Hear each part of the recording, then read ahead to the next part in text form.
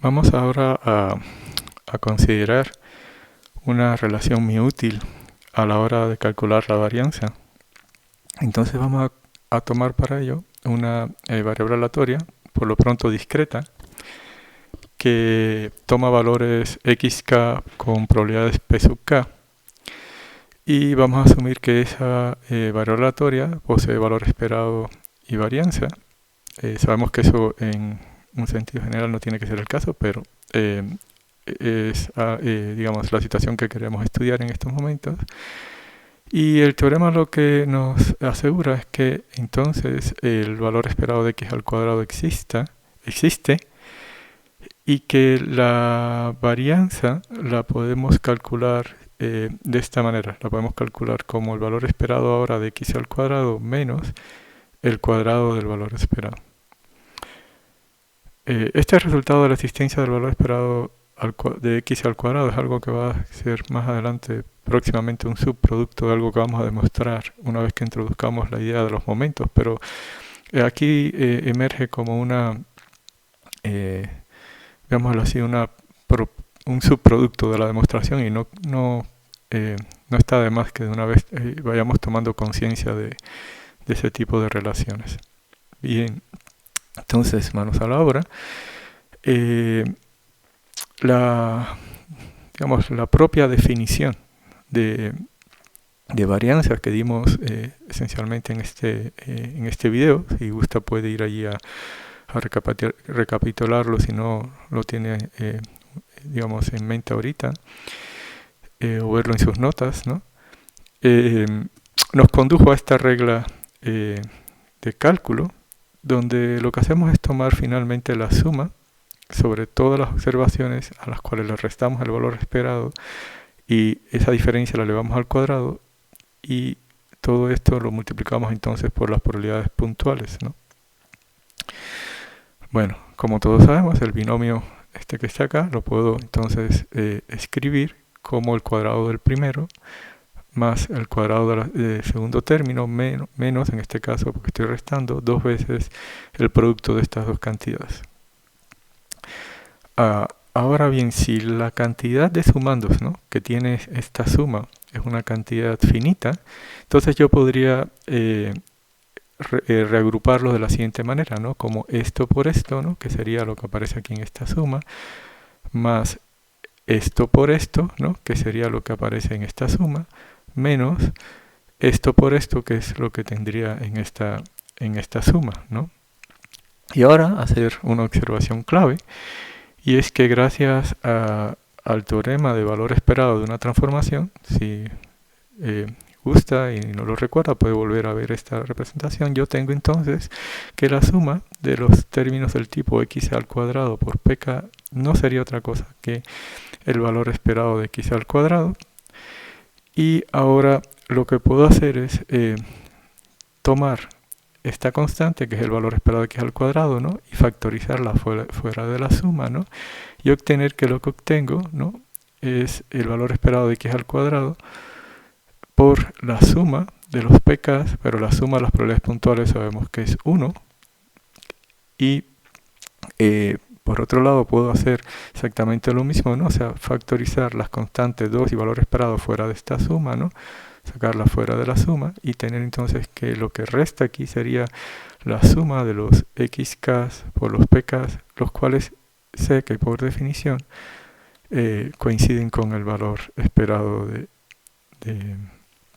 x, y con ello lo que tendríamos es entonces que este término sería entonces el valor esperado de x al cuadrado, esto sería el valor esperado de x, todo ello elevado al cuadrado, menos el valor esperado de x por el valor esperado de x, obviamente esto es el valor esperado de x al cuadrado, y aquí tengo menos 2 veces esa cantidad, y aquí tengo una, y finalmente lo que obtendría es la relación que habíamos postulado, ¿no? Y podríamos dar por concluida la demostración cuando, insisto, la cantidad de elementos que involucra esta suma sea finita. Dicho de otra manera, cuando la variable aleatoria discreta que estoy considerando es una variable aleatoria discreta que solo toma una cantidad finita de valores xk. Bueno, cuando la variable aleatoria es infinita, obviamente infinita numerable, el paso de esta serie a la descomposición como la suma de estas tres series ya requiere de una argumentación un poco más cuidada, ¿no?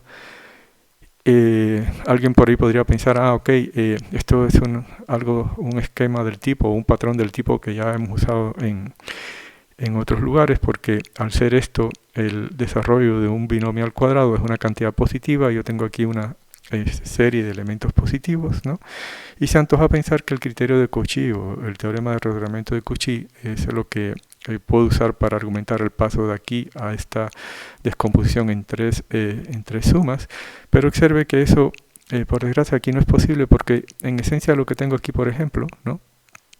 Es una suma que potencialmente podría involucrar términos negativos porque nadie ha puesto ninguna condición sobre los posibles valores que toma mi relatoria, pero que no hay nada digamos, aquí en especial, en el sentido de que puedo usar simplemente otro resultado que también hemos usado en otras ocasiones. Y en este caso lo que voy a hacer es que voy a probar que las tres series, ¿no?, señaladas aquí en estos colores, son series convergentes, y una vez que logre hacer eso, que pruebe que estas tres series son convergentes, entonces puedo usar un resultado que también hemos usado con bastante frecuencia en las discusiones anteriores, y es que, veanlo así, este es el caso en que tenga dos series que son convergentes. Digamos que la primera serie, la que está encerrada en rojo, converge a la segunda serie de los BKs encerrada en el cuadro en verde converge a B, ¿no? Si yo tomo dos constantes reales cualesquiera, alfa y beta, ¿no?, y conformo ahora una nueva serie que sería alfa por los elementos de la serie esta en rojo, más beta los elementos B sub k de la serie encerrada en verde.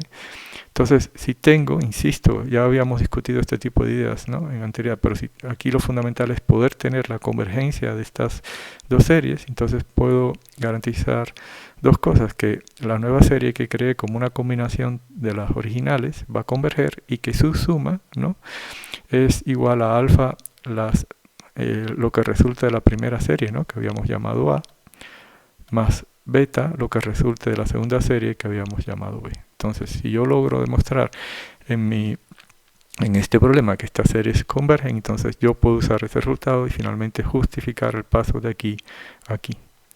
Bueno, entonces hagámoslos. Aquí la convergencia de la serie, digamos, esta que tenemos aquí, es muy simple, porque esencialmente puedo usar la misma idea que teníamos cuando consideramos el caso finito, porque esto es una constante a la cual puedo factorizar fuera de la suma, y lo que me queda entonces es una suma de los pKs, los cuales sé que la suma de las probabilidades puntuales de cualquier distribución siempre es 1, entonces esta serie converge sin ningún tipo de problema. Aquí puedo volver a hacer lo mismo que hicimos en el caso finito, o sea, factorizar las constantes, o sea, 2 por el valor esperado de x, y lo que vuelve a resultar aquí es la suma que da pie a la definición del valor esperado, ¿no?, que en esencia es algo que tengo la garantía que va a converger porque asumimos la convergencia del valor esperado. Entonces, ¿qué nos falta, ¿no? O sea, nos falta precisamente poder demostrar la convergencia de esta serie que está aquí, ¿no? Y en esencia, eso es algo que vamos a poder hacer echando manos de un criterio que también ustedes de seguro discutieron en el curso de cálculo 1 o precálculo, que una serie con sumandos positivos puedo tener su convergencia si logro demostrar que esa serie es acotada, ¿no?, superiormente. Y eso es lo que vamos a hacer ahora. Vamos a tomar la serie que nos ocupa, pero antes déjeme enfatizar introducir un poco de notación aquí que facilita la exposición. A ver, recordemos, si sé que el valor esperado existe, en el fondo lo que estoy es asumiendo que esta serie de valores absolutos es convergente, o sea que esa suma existe y es finita. El valor esperado como tal, llámenlo C, para no escribir esto tantas veces y enrarecer la terminología, simplemente voy a denotar el valor esperado como C. Y si hago eso, entonces la varianza que asumí que existe, ¿no?, en el planteamiento del teorema, en la hipótesis del teorema, la puedo escribir de esta manera. El cálculo, la fórmula que nos habíamos considerado para el cálculo de la varianza, lo puedo escribir como x menos c ahora, porque c es el valor esperado, ¿no?, tal cual como lo habíamos definido acá arriba. Entonces sé que el cuadrado de esta diferencia por las probabilidades puntuales es una serie convergente, o sea que converge a un número más pequeño que infinito. Bueno, dicho esto, entonces vamos a hacer aquí un pequeño truco. O sea, yo quiero demostrar que esta serie, que es la que me faltaba por demostrar que convergiera, ¿no?, de las tres que tenía en la expresión, que es convergente. Y para ello lo que voy a hacer es acotarla superiormente. Entonces, observen que el cuadrado de los xk, ¿no?, lo puedo tomar o lo puedo visualizar simplemente como xk menos c más c, ¿no? Recuerden, c en este caso pueden pensarlo como el valor esperado, ¿no? Pero al hacer esto simplemente lo que estoy es adicionando un cero, ¿no?, porque estoy restando y sumando exactamente lo mismo. Entonces no he introducido un cambio ciertamente en esta suma, ¿no? Y ahora lo que puedo es considerar que el cuadrado de un número es esencialmente lo mismo que el cuadrado del valor absoluto de ese número, y voy a tomar aquí el valor absoluto de lo que está dentro del cuadrado. ¿Y para qué? Porque ahora lo que pretendo es usar la desigualdad triangular, ¿no?, que me dice que el valor absoluto de una suma siempre es más pequeño que la suma de los valores absolutos. Si no lo tiene tan fresco, esto es una demostración que pueden hacer de una manera muy simple, considerando todos los posibles casos y convenciéndose que siempre es válida. Por ejemplo, puede empezar considerando el caso en que ambas cantidades sean positivas, después considerar el caso en que ambas sean negativas, después considerar el caso que A sea positiva y B sea negativa, después que A sea negativo, que B es positiva, y se va a percatar que esto siempre es válido. ¿De acuerdo? Bueno, dicho esto, entonces puedo acotar al sustituir esta suma, veanlo así, ahora estoy considerando como si esto fuera A y esto fuera B. Al considerar esta suma en valor absoluto, puedo acotarla por encima como la suma de los valores absolutos. Entonces voy obteniendo entonces esta cantidad, la cual tendría ahora que elevar al cuadrado, y de nueva cuenta, usando la conocida fórmula del binomio, sé que esta suma al cuadrado sería esta cantidad al cuadrado más esta cantidad al cuadrado más 2 veces el producto de estas dos cantidades que están aquí. ¿De acuerdo? Bueno, de nueva cuenta, permítame entonces usar la desigualdad triangular sobre esta diferencia, o lo puedo considerar como la suma de esto más esta cantidad con un signo negativo delante, ¿no?, y obtener que sería, bueno, de nueva cuenta, la desigualdad triangular me permite acotar esa diferencia en valor absoluto como la suma del primero más la suma del segundo. El valor absoluto de menos c es igual al valor absoluto de c, entonces por eso ven que hice desaparecer el signo ahí. ¿De acuerdo? Bueno, ahora, siguiente paso sería descomponer esta suma infinita, ¿no?, de este producto de esto por esta suma, ¿no? Y para hacer eso yo tendría que poder garantizar la convergencia de cada una de estas series infinitas que tengo aquí, pero antes de convencerlo de que cada una de estas series infinitas que están aquí, déjenme reagruparlo de manera que nos facilite la justificación. Pero este paso, como bien sabemos ya, es solo válido si yo logro mostrar la convergencia de cada una de estas series, ¿no? Para eso, entonces déjenme reagruparlo de la siguiente manera. Aquí esencialmente lo que tengo es esta constante c al cuadrado, la cual voy a factorizar fuera de la suma. Aquí tengo esta constante C, ¿no? La cual voy a factorizar fuera de la suma y me queda 2 veces la constante por la suma de los xk por los pk. Y aquí tengo esta constante C al cuadrado, la cual voy a factorizar fuera de la suma y me queda 2 veces C al cuadrado por la suma de los pk. Y ahora sí puedo ya finalmente convencerlos de que cada una de estas sumas que están acá son convergentes. ¿Por qué? Porque esto que tengo aquí es precisamente lo que habíamos dicho que había que calcular, ¿no? A la hora de calcular la varianza precisamente de mi variable aleatoria x, ¿no? Lo del módulo aquí es intrascendente porque es una cantidad elevada al cuadrado, es intrascendente si tomo el módulo 1, entonces sería xk menos c al cuadrado. Recuerden, c está representando ahorita el valor esperado por los pk, yo sé que eso es igual a la varianza, la cual asumí como que existe, entonces sé que esta suma es finita, ¿no? Entonces tengo la convergencia de esta suma. Lo que tengo en este segundo término sería entonces la suma de las probabilidades puntuales, lo cual sé que converge en 1 como la suma de todas las probabilidades puntuales de cualquier variable aleatoria. Lo que tengo en este tercer sumando, ¿no? Sería la suma de los xk por los pk. Yo sé que eso es esencialmente una serie convergente porque es lo que da sentido a la definición del valor esperado. Para ser más exacto, esto que está aquí sería el valor esperado del módulo de x gracias al teorema de transformación del cálculo del valor esperado de una transformación, ¿no? Pero en esencia esto es lo que me permite a mí definir el valor esperado y esto que está aquí es finito.